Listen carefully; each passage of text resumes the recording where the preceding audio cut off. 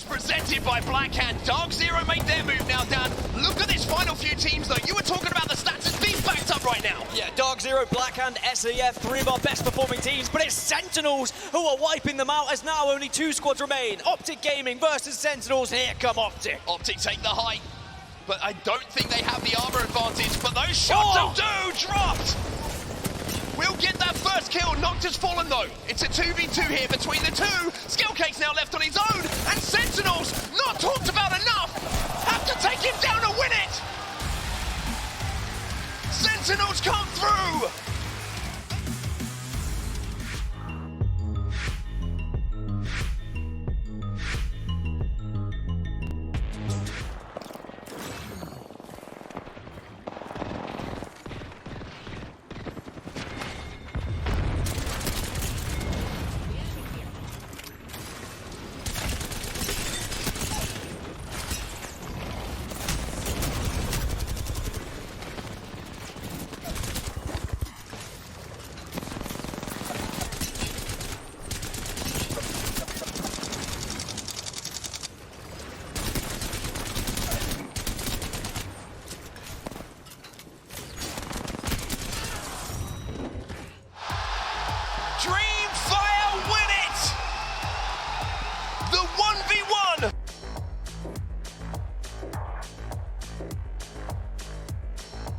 Guaranteed damage for the R9. Also the Digi-threat, of course, is going to be there, and knowing that Bangalore's are heavy in this lobby, you want to be able to do damage as soon as physically possible, but the zone is going to force our teams together now.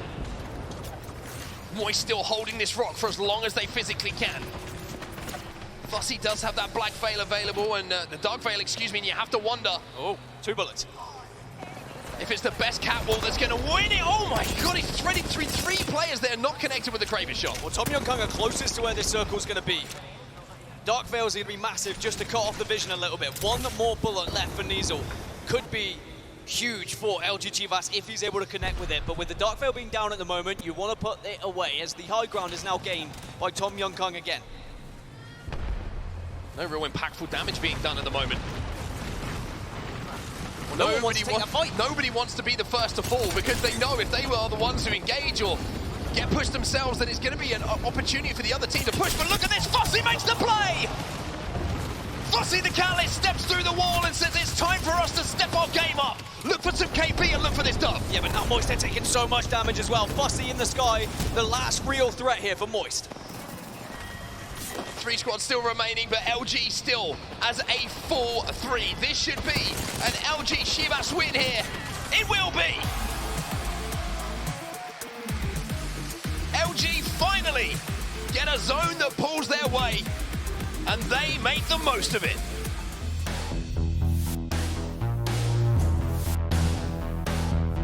This zone.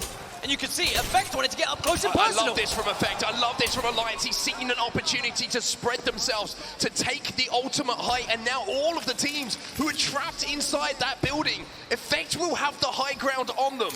It looks like he's decided to back off from the position, seeing that everyone has got healthy, but I love the idea behind it, but only 8 bullets to work with, 8 arrows to work with here for Hackis. 70 going to be good, 2, 1 remaining. Can he hit big damage? Well, this Legolas impression is about to come to its end, but what a performance from Hackis and Alliance as they now still hold this center zone. LG Chivas full. It's FaZe versus Alliance. It's a 3 versus 3 straight up. And Hackis looks angry. Hackis looks like he wants to finish this one. But there's the swing from FaZe. Is the cover going to be there? Effect can now move in. But did he just go in a little bit too strong there, Hackis? Yuki's lost his shield as well, and it all falls on the shoulders of Effect.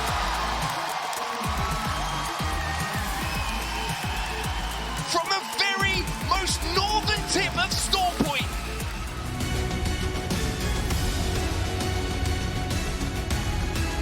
Oxygen now have a 3-man, and there are just 2 rats left. This should be an easy cleanup for them. This should be exactly what Oxygen were looking for on World's Edge. There goes Moist. Now it's down to a little bit of match of hide and seek. The Skittlecake has survived to a second, takes to the sky, and Oxygen Esports are your winners of map number 5. They needed that, reigning from outside of the top 10.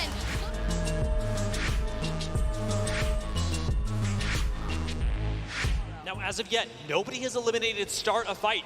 Optic are still in this. LG and Blackhand hold the high ground, and these should be, as we've emphasized over and over, the game-winning spots. But a little bit of focus misplaced, just a small difference in the game plan could be the end. And starting this fight should assure that both of these teams die. Blackhand commit in. Yanya takes a trade back, but who's coming up on this? Who's the third party? The Reds, we're trying to get easy flash back up, and LG Chivas, player K, able to double down. The shield swaps coming in, but Optic Gaming, they want to third this. At this point, you're promising another third party. We still know start a fight are in this. Optic lose one, trades on both sides. We're gonna be losing Blackhand soon. Drop has to clutch it up, but in comes start a fight. In comes South America, and South America start a fight taken. Okay, so.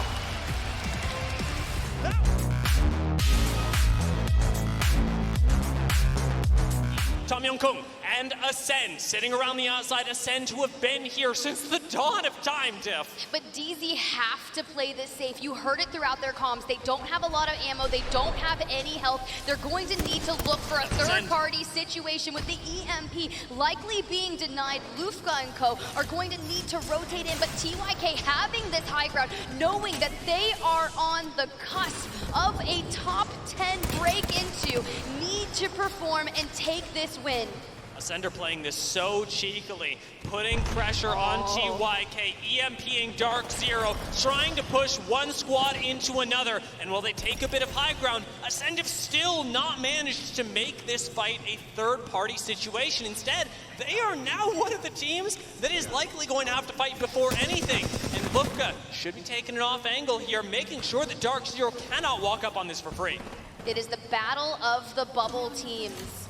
Who will come out on top if we're going in with Ascend? The EMP trying to connect, and you can see right there, Zero, no shields left. Jen Burton, half shields, minimal health. Same with Zainu, throwing up the Dark Veil to try and stave off a push, but it's gonna get matched. Dark Zero are in the hallway of death. They cannot see and have to take to the skies. There is no health on Dark Zero, but Zainu is staying alive. Zainu, get behind him, able to try and force them, take the pressure away, but look at that! Post-kill wraps around, but Zero was able to get a shield swap, now trying to play his life, and maybe pick up some eliminations, but they will fall. Ascend, and now TYK duel it out!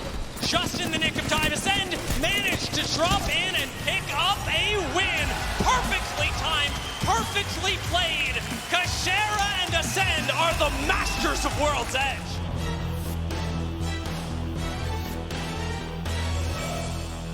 Oh, Dreamfire is going to be a beast to fight against. You can see Yanya right there, and Dreamfire with all of their space occupying that ultimate high ground. You put an L-Star in Sandwich's hands, you know what happens.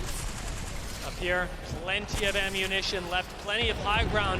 What they won't have as much of is cover during the next ring. Dojo go down, LG go down, Dreamfire are pushing for the win, but they haven't got enough, even a crack. Can they play this perfectly? TSM Intense, they have put themselves into contention for advanced starting points, and Dreamfire full sending down, Roy falls, 3MC falls, and TSM, they are going to find themselves in the winner's bracket. Dreamfire have been on a rampage this tournament, but in the last game of the winner's bracket, TSM take them apart. What a play!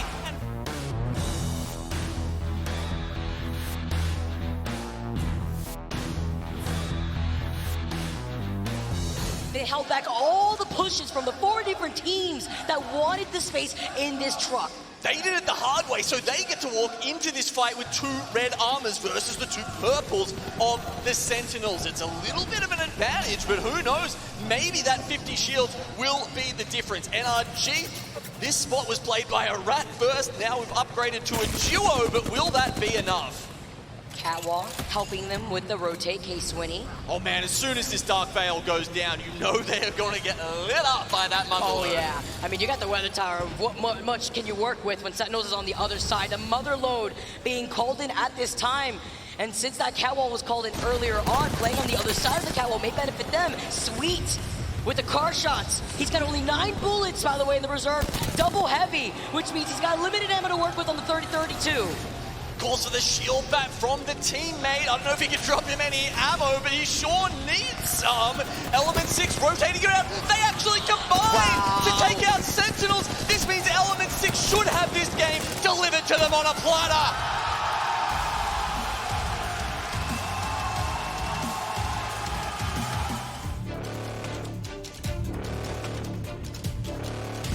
Catwall, but then you give up that catwall early on with so many teams still left in this building and in this final circle. 9 squads left. FNATIC having limited shield cells too. See the fused knuckle cluster shooting right through the cracks of the window. You've got to use every tiny angle you can now. Grenades are going to be raining out. What? There's no point leaving them in your backpacks. That's such an early catwall, though. I mean, it's pretty much your most important part of utility at this point in the game, and FNATIC have had to use it immediately. And FaZe goes down in 9th when this is their POY. Getting shoved out with the amount of teams still in this building. Alliance still on the roof, waiting while looking through the windows of where these teams are going to rotate, when they will, when they're poking from the door side. E6 want a piece of the action.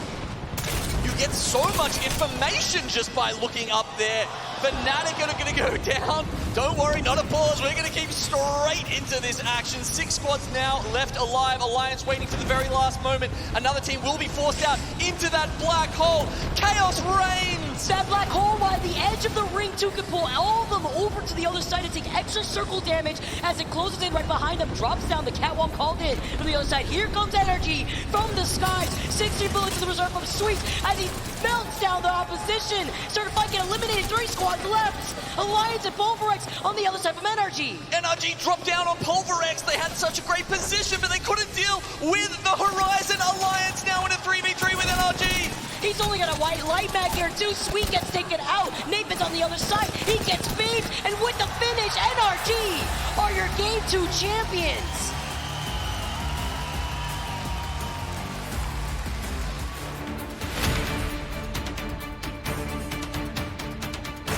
Start a fight, go down in 7th. Here comes the engagement from FaZe. Remember what was happening from the inside of this side? I believe it was MDY White as Sentinels gets taken out. FaZe still fighting for their lives. Northampton on the high ground here of this snake building in a really good spot while NRG are playing off the low ground.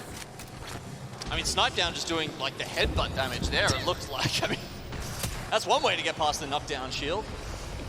NRG, one of the teams pulling out the Watson. We haven't seen it as much in North America, but NRG making it work for themselves. We've already seen how important that can be in these final circles already here in this series. 5 squads left here. Enter Force 36 are getting beamed from the high ground. They get taken out. MDY White profiting with the team cup that they have. The Gibby putting down the dome. They've already put the reinforced on those doors. And playing off just an EVA 8 with 8 bullets in the reserve. We see another knock on the side. It's NRG looking to go for the 2-beat here. So MD White on the inside. FaZe. The space slowly constricting now. It will be decided in the next minute. They leapfrog forward with a couple of these fences. That's Northampton on the other side too. By that high ground, where Snipedown gets another one knocked here. It's FaZe actually here on the height. With Snipedown having the L-Star though, so the extra added pressure. So the black hole was called in from the other side. NRG now finally moved in. The Volt, the 30-30 in the hands of Sweet. While Nathan's got the car. He's got light ammo if he needs to swap for whatever reason, but you're taking damage from that ring. No dome could save you now as Northampton also get eliminated on the low ground. Okay, so we've got Snipe down there just trying to hide in the smoke, but he's getting surrounded by the NRG members. The 2-beat? MD White in the middle, they come in at the last moment. You can't win this in a hill. NRG! It's NRG again! Coming in with the 2-beat!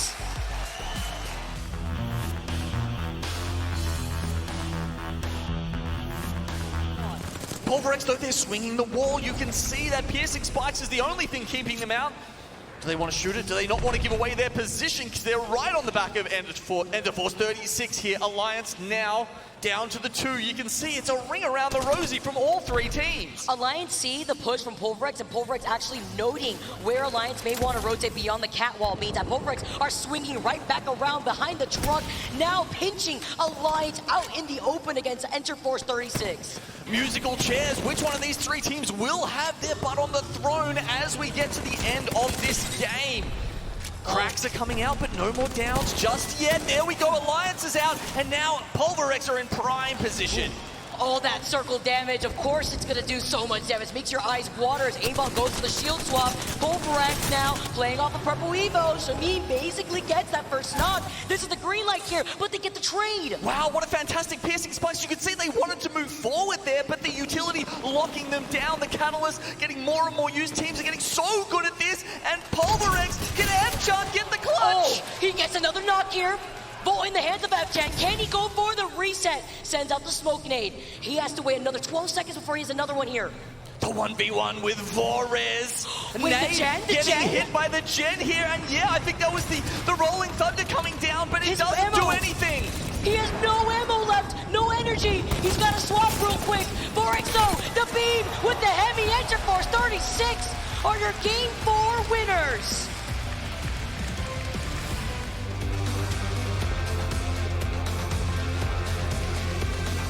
I think a lot of it relies on what SAF do, right? Because they're going to be forced down from that high ground a little bit earlier, I think, than some of the teams in this building. And from there, who can take that advantageous position away? I think the starter fight will just hope that there's going to be enough coverage that all the other teams will start looking at one another. And now, suddenly, everyone beginning to move at the same time. The circle slowly forcing them together.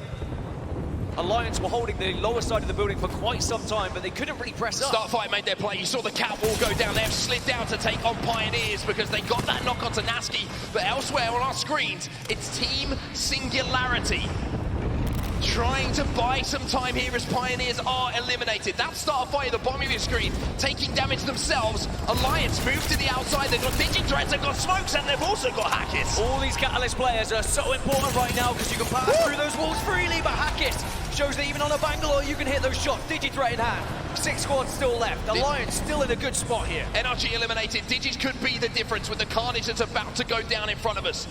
There's a Gibby bubble as well going out. That could buy some extra time as Team Singularity, that catwall has cut this zone in half, and they might be able to step through at just the right time and take this game away. Starterfight Esports have been eliminated, and here come Team Singularity. The double R99 for Elysium here. 3 squads left. MDY White, they're eliminated. Singularity just waiting on this Dark Veil to go down, and now they press, now they push, now they send it onto the rock as that full 3 here.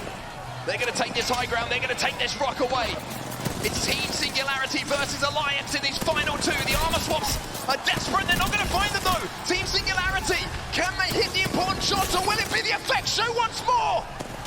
Shield cell popped, it is the effect show once more!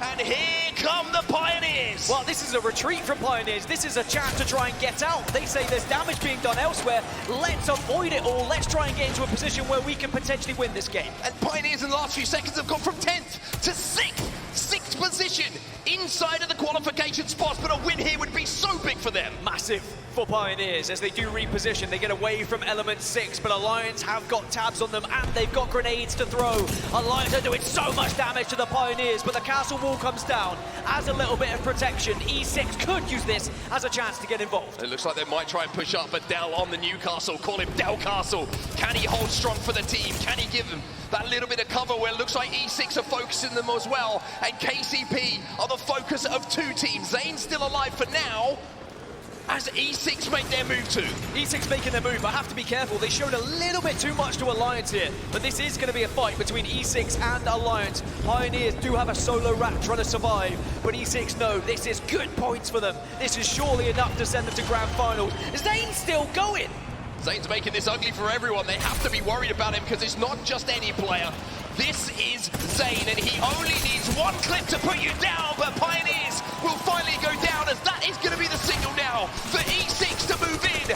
Swinny with the alternator finds one, and with that, Element 6 give themselves the lifeline.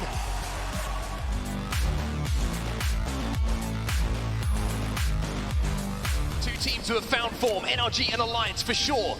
Maybe the headline makers when this lobby is done and dusted. FC Destroy now on their way forward. They hold down the 10th place spot at the moment, Dan. They would qualify if it stays like this. And they could be in a spot to rip a team to shreds here, but he had reloaded earlier. FC Destroy now just a 2. Oh no! And they're desperately trying to slide and survive.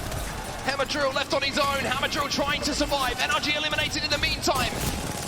Spray coming in, it's not enough. FC Destroy will fall alongside NRG. Alliance move in once again to pick up the pieces. It's start a fight versus Alliance. And it just seems to be these two teams always. It's a 3v2. Effect go in. Effect gets one. And Alliance add another one to their collection.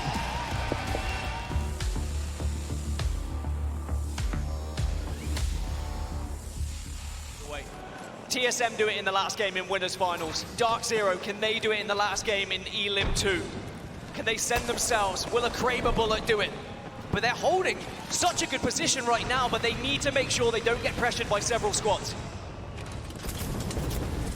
Zero smoke placement is going to be so vital for them to survive, to deny line of sight from the high ground. Meltzera has gone down as well. Pulverex contributing to that. FNATIC down numbers. Meltzera has been taken down. FNATIC have been eliminated. FNATIC will not be joining us tomorrow in our grand finals. But the question still remains with 6 squads remaining. Who is going to make it? Team Singularity up into 11th spot. Only 3 points away at Singularity. FC Destroy, their nails probably being FC Destroy right now, as they watch on and hope that no one will surpass them. Dark Zero, only 5 points away from 10th position. Circle begins to close, the final round here in Elimination Round 2. And Zero with the Kraber leading the charge as the ring starts to tickle them from behind, and they're taking damage. Zero in trouble. Dark Zero in trouble. Jim Burton.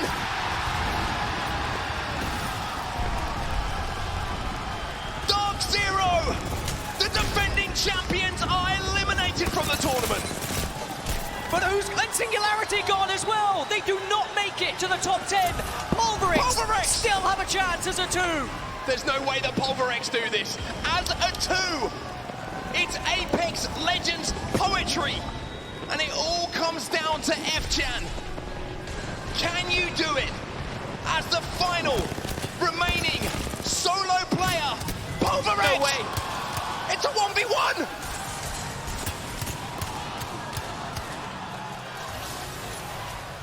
From duo to solo, Pulverex have done it! No way! They do it! They send themselves under 40 points! But is it enough?